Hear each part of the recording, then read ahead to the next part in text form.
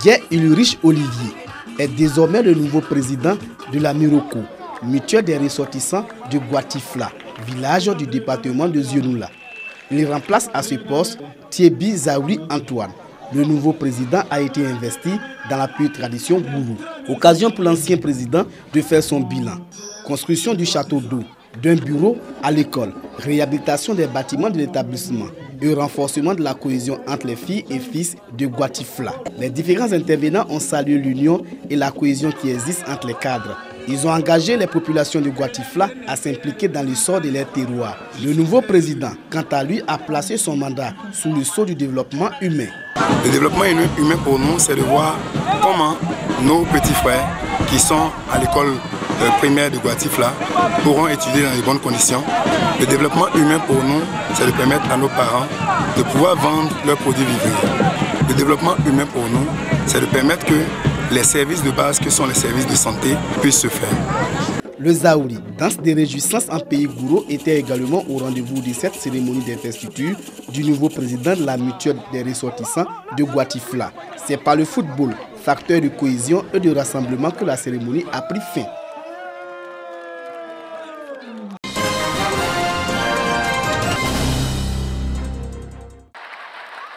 Le majordome Gourou profite du voyage de son patron pour célébrer ses 30 ans de service sur son lieu de travail. Il y convie ses amis. Son épouse Clémentine Papoué apprend la nouvelle. Elle débarque à la fête. Irritée, elle soumet son époux à certaines tâches. Le voyage du patron est annulé, il rentre chez lui. Il constate la tenue d'une fête à son domicile. Pour se sortir donc d'affaires, le majordome Gourou prétexte d'une fête organisée en l'honneur de son patron.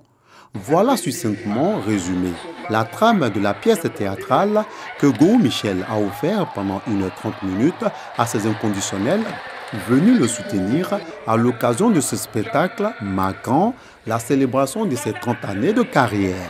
30 ans, on doit s'arrêter pour regarder derrière pour savoir d'où on vient.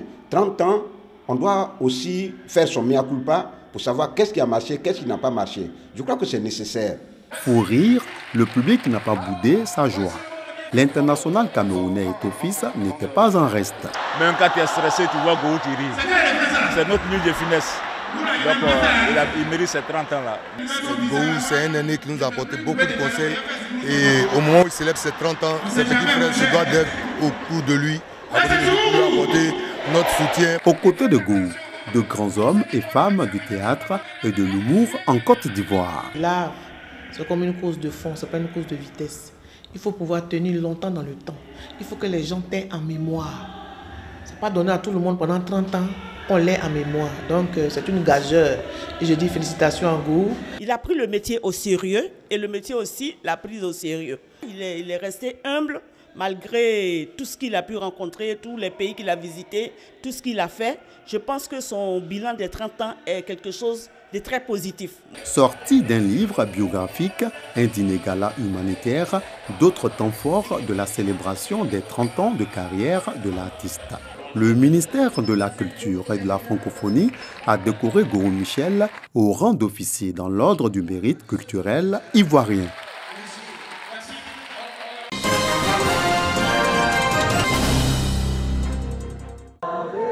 Entre le 11 février et le 16 juillet 1858, la Vierge Marie est apparue 18 fois à une fillette de 14 ans du nom de Bernadette Soubirou à Lourdes en France.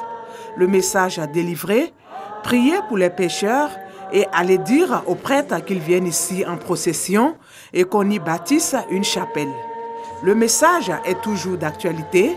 Devenu un sanctuaire marial, ce lieu accueille chaque année des milliers de pèlerins venant de divers pays, dont la Côte d'Ivoire. C'est le cas de Jeanne qui y participe depuis plusieurs années. Ça fait ma 9e participation, 9 ans de façon continue que je viens à Lourdes. Lorsque je venais à Lourdes, j'avais des problèmes de santé, j'avais des problèmes pour enfanter. Après un premier enfant, je n'arrivais plus à concevoir. Et chaque année, j'ai vu ce que je demandais à la Vierge se réaliser.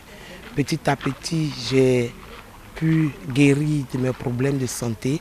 Ensuite, j'ai fait un premier bébé, un deuxième bébé. J'ai été pendant 8 ans chef de service et en moins de 2 ans, je suis passée de sous-directeur à directrice. C'est-à-dire en une année, j'ai été nommée 2 fois. Donc ma vie était un véritable témoignage. Le sanctuaire Notre-Dame de Lourdes constitue le plus grand centre de pèlerinage catholique. Il comprend entre autres la grotte, lieu des apparitions, les basiliques du Rosaire et puis 10, des fontaines et des piscines.